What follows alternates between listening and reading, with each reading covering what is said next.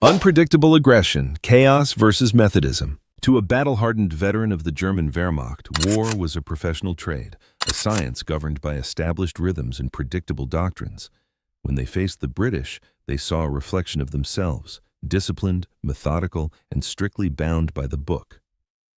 But in 1942, that predictability vanished. To the German soldier, the American GI was an enigma, an enthusiastic amateur who didn't seem to know the rules of engagement, and that made them terrifyingly dangerous. While British units were known for their caution, often waiting for massive pre-planned artillery barrages and explicit confirmation from high command before moving an inch, the Americans operated with a jarring, almost reckless aggression. In the confidential reports of the Sicherheitsdienst, the Nazi intelligence service, officers noted a lethal, instinctive American habit. When ambushed, instead of diving for cover to wait for instructions, American squads often reflexively charged straight toward the source of fire. They didn't retreat to reorganize. They doubled down. They escalated. This raw aggression was fueled by a staggering volume of fire. During the Normandy campaign, an American infantry division was capable of putting out roughly 12,000 rounds of small arms ammunition per minute of active engagement, a rate nearly 3 times higher than their British counterparts. This created a psychological friction the Germans simply couldn't calculate. A famous observation among German officers was that you couldn't predict the Americans because they didn't know what they were going to do themselves. Data analyzed by Brigadier General S.L.A. Marshall highlighted this cultural divide. While only 15% to 25% of soldiers in traditional European armies were estimated to actively fire their weapons, American units maintained an active firing culture that sought to overwhelm German positions with 100% of available squad firepower immediately. By the time a German commander tried to exploit a tactical mistake, the GIs had already improvised a violent, off-the-script solution. They didn't win by outthinking the Germans. They won by outfighting them before the Germans could even think. Why every GI was a potential commander? In the traditional European armies of the mid-1940s, losing an officer often meant the instant paralysis of an entire unit. Both the British and the Germans operated under a strict top-down structure. Soldiers were trained to wait for a superior's whistle before making a move. But the Germans quickly learned a frustrating lesson. Killing an American lieutenant didn't stop the attack. It only changed who was leading it. This cultural obsession with individual initiative turned every American squad into a self-governing cell of resistance, a sharp contrast to the more rigid British hierarchy that German troops were used to exploiting. While a British platoon might halt to reorganize or wait for fresh orders after losing its leadership, American corporals and privates were culturally wired to take the reins immediately. They didn't see themselves as cogs in a machine, but as problem solvers. The most legendary example of this bottom-up grit happened during the bloody stalemate in the Normandy hedgerows. A simple sergeant named Curtis Cullen realized that their 30-ton Sherman tanks were being stopped cold by ancient, rock-hard earthen walls. In just 11 days, the U.S. Army had outfitted 60% of the First Army's tanks, roughly 500 vehicles, with rhino steel teeth to break through. German after-action reports are filled with accounts of this dangerous autonomy. Their commanders noted with annoyance that even when cut off and surrounded, small American groups averaging 12 men per squad continued to fight with 100% effectiveness, even when 50% of their command structure was decimated. To the Germans, fighting the British was like trying to break a chain. Fighting the Americans was like trying to punch a cloud of hornets. By 1944, statistics showed that American small unit commanders were granted up to 40% more operational leeway than British NCOs. You could kill the leader, but the swarm just kept coming.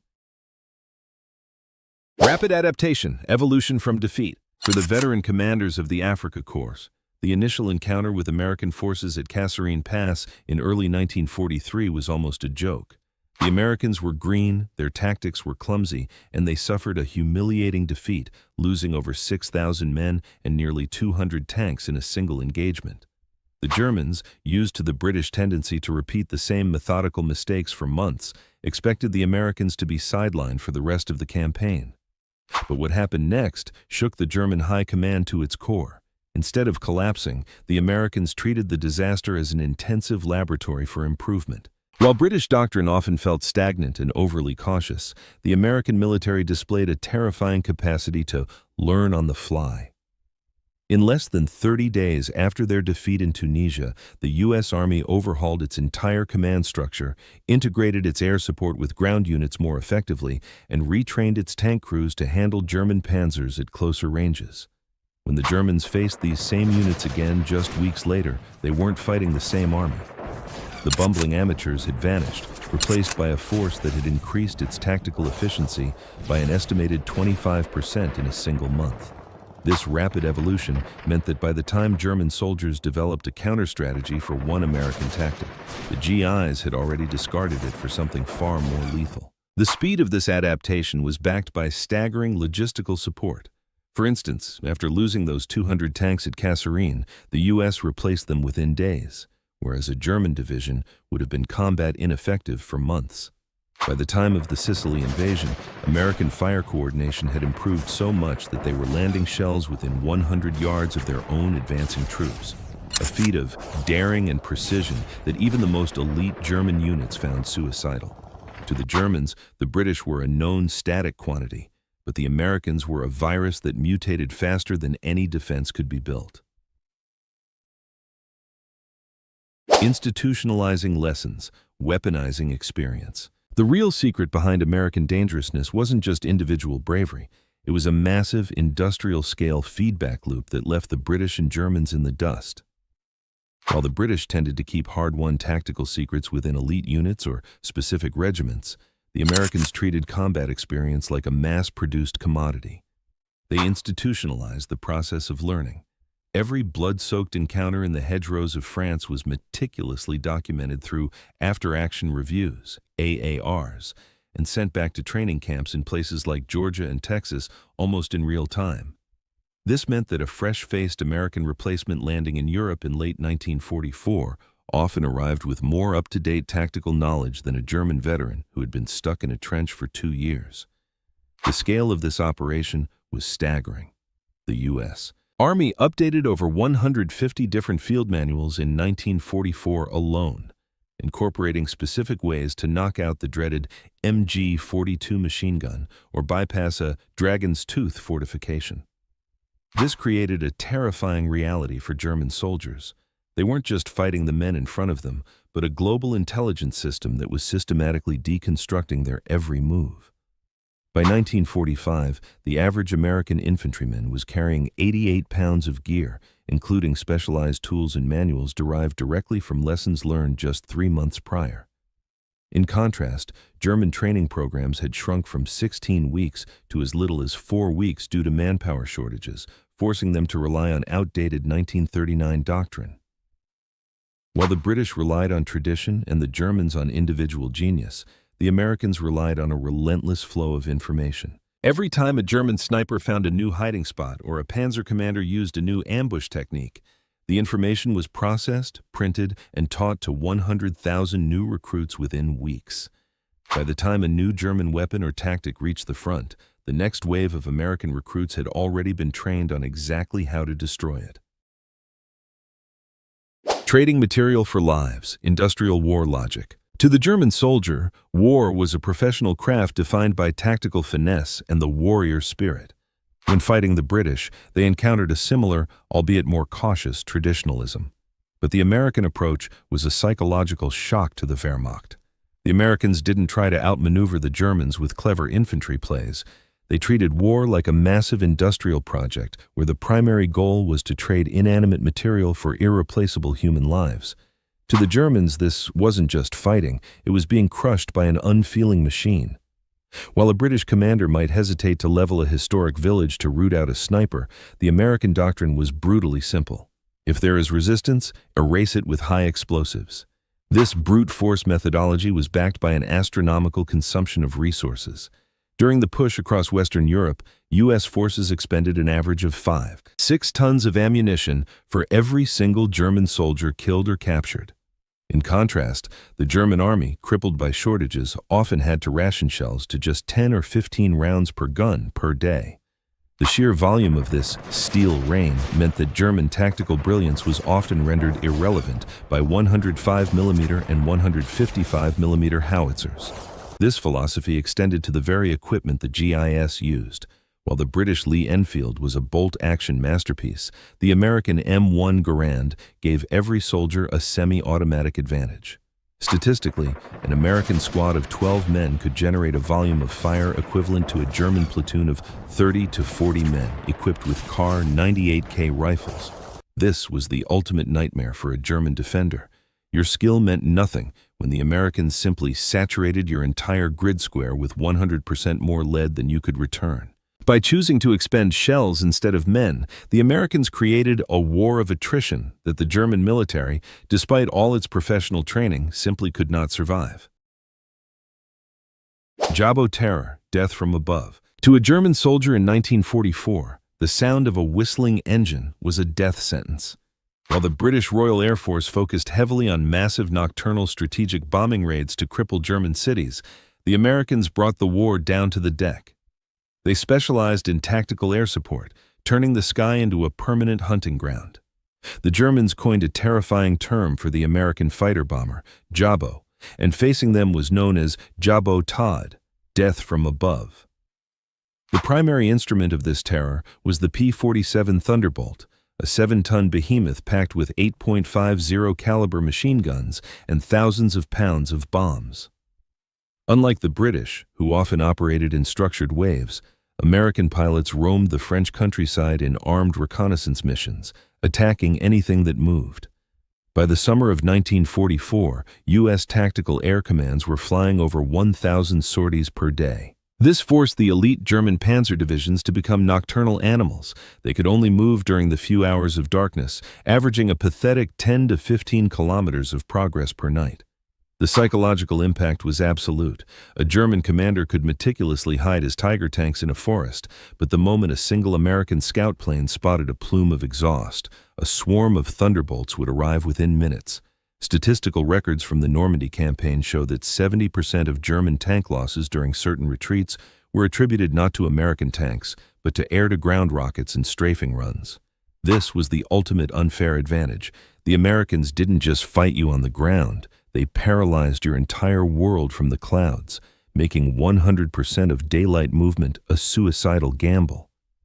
To the Germans, the British were a threat on the front line, but the Americans were a threat every second the sun was up. Superior artillery, steel rain on target. To the veteran of the German Wehrmacht, no sound was more terrifying than the silent arrival of American artillery. While British artillery was undeniably effective, it followed traditional, slower fire control methods inherited from the First World War. The Americans, however, turned the battlefield into a high-speed, industrialized slaughterhouse. The secret weapon wasn't just the guns themselves, but the Fire Direction Center, FDC, a revolutionary command hub that allowed a single forward observer with a radio to coordinate the devastating firepower of an entire corps. To the Germans, American artillery was far more lethal than even the Soviet Stalin's organs because of its terrifying speed and surgical precision. The ultimate psychological nightmare was a technique known as time on target, TOT.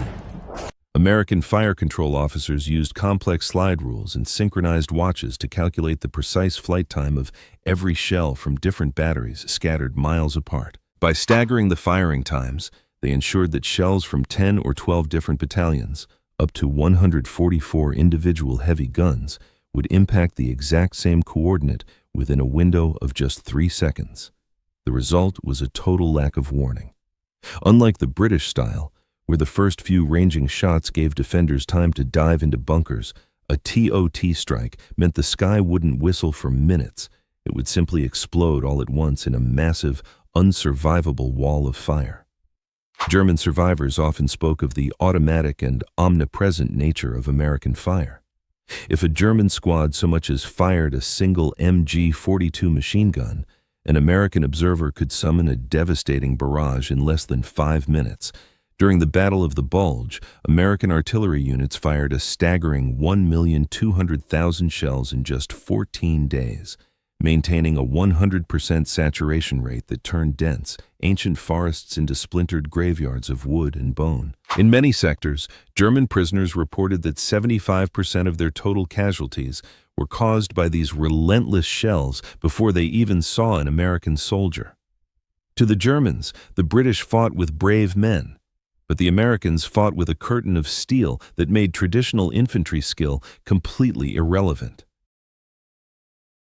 Logistical might, unstoppable industry. The final and most devastating blow to the German soldiers' morale wasn't a secret weapon, but a sandwich.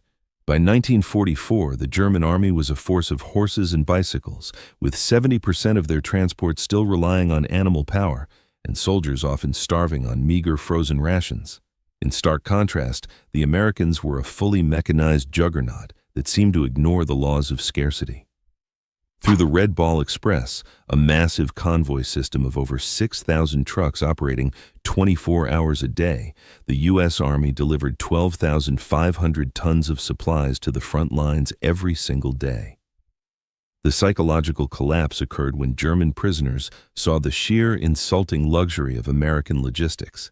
While the Germans were scavenging for frozen potatoes and horse meat, they found American GIs eating hot turkey dinners and chocolate bars in the middle of a muddy, freezing forest. One captured German officer famously remarked that he knew the Third Reich was doomed when he saw a shipment of fresh, cream-filled birthday cakes sent all the way from the United States to the front lines.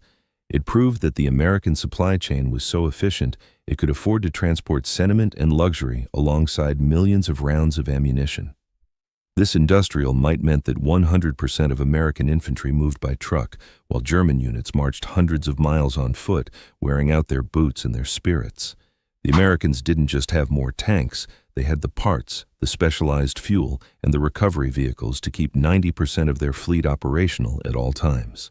By the final year of the war, for every one tank the Germans struggled to produce, American factories were churning out nearly 4.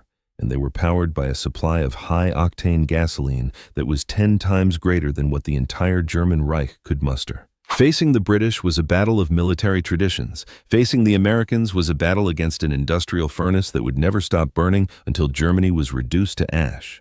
When German soldiers saw that even American privates had access to fresh socks, cigarettes, and hot coffee while they lacked basic ammunition, the will to fight simply evaporated. They realized they weren't just fighting an army but a global economic titan. Thank you for watching this deep dive into World War II history. If you found these tactical insights fascinating, please hit the like button and subscribe for more untold stories from the front lines. What do you think was the most decisive factor for the Americans? Let us know in the comments below. See you in the next one.